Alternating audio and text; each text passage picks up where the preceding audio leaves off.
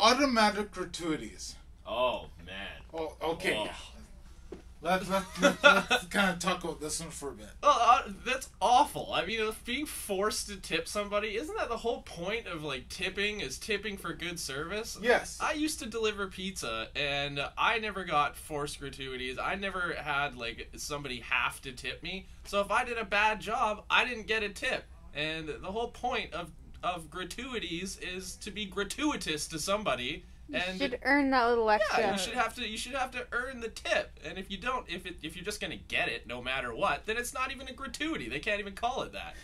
Exactly. Exactly. We've had this theme for a while here on this show. Yeah. What do you think? I concur. Okay, great. Okay, so I have a story now that I would like to tell, because I like to tell stories. It's a true one. I was at a restaurant a couple weeks back where it was my first experience with automatic gratuities in Abbotsford. Yeah. And the funny thing is, though, I was actually going to leave a better tip because his service was good. Yeah. But I'm thinking, you know what? I like this restaurant. I'm going to come again.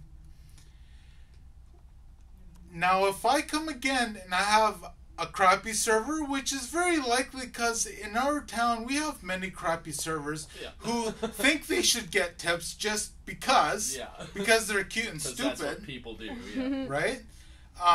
So I'm thinking, well, if I give a larger tip than they're asking for, and I come back next time, I don't have the choice to leave no tip if the service is crappy.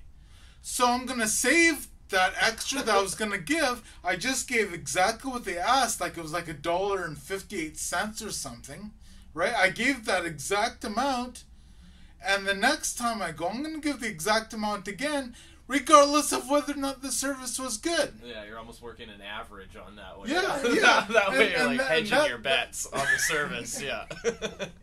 Exactly. Yeah. And that's not fair because I do like to go to a restaurant and give a big tip when I get really good service. Yeah. And give little or no tip if you get bad when the service is horrible. Yeah, it should be a choice, definitely. I think the whole forced gratuity thing is a little bit fascist, if you ask me. Well, yeah, because what about the people who make the same... Go on. Okay, the same crummy wages, like minimum wage or maybe a little bit above minimum wage. What about those people that work and make that wage who don't get tips because they're not in a, like, you know, people in call centers. Bias. You're biased. I am biased. Or how about people who work, you know, like in a kitchen or something, or a dishwasher? I mean, maybe if they pool the tips in a restaurant, that's true. But like if you're doing something else that, like working in a retail store, maybe that's a really good point, though. I mean, a lot of restaurants and stuff do, like, just like talking about the cooks and stuff like that. A lot of the restaurants do, like, pool their tips and make sure those people get taken care of. But how many people really take the quality of food at a restaurant into their tip? Because, I mean, that's as big a part of the service as the actual service. Oh, yeah. I'll tell you another story. Here, hold this. Okay. I worked in a restaurant once. You mentioned the food. I admit, if the food at a restaurant is really good, I will just feel like tipping more. Mm-hmm. I have been to a restaurant where I actually went to the chefs and gave them a tip. Yeah. Because I'm not sure that they're going to get them, mm-hmm. right?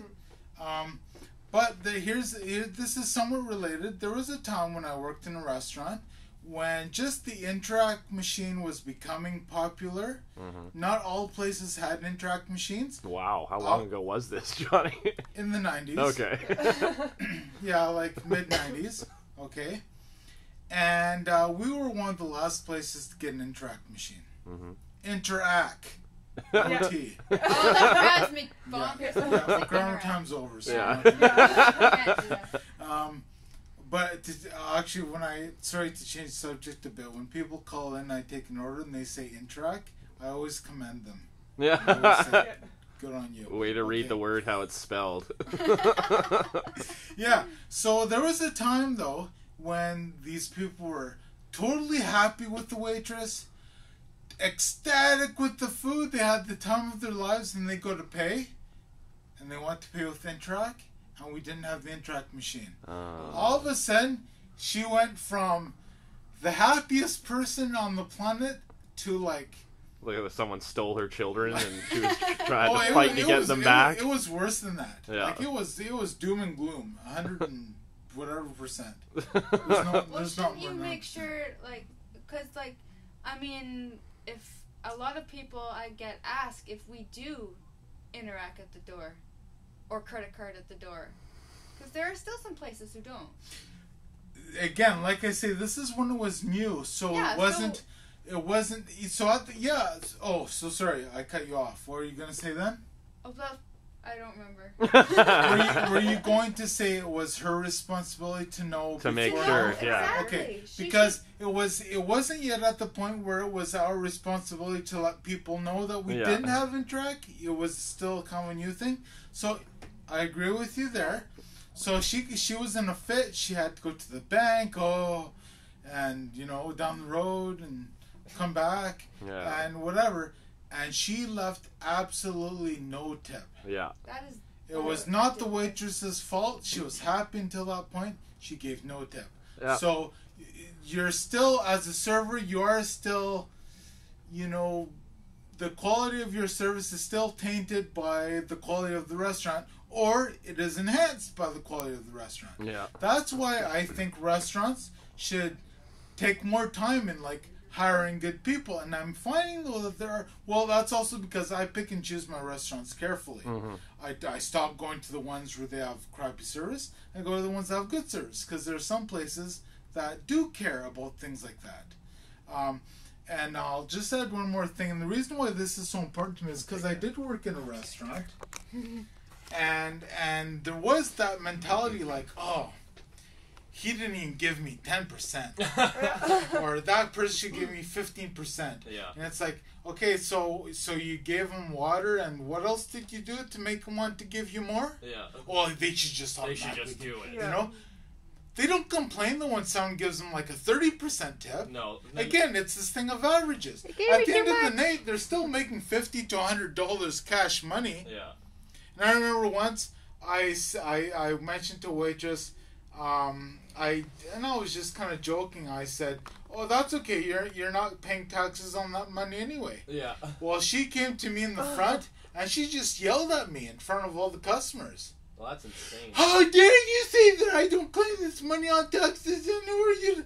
And then the next week she apologized to me because she was PMSing or whatever. The you know? blanket excuse of women everywhere. There it is. Just Oh, offended my half your audience with that one. there goes my family-friendly show.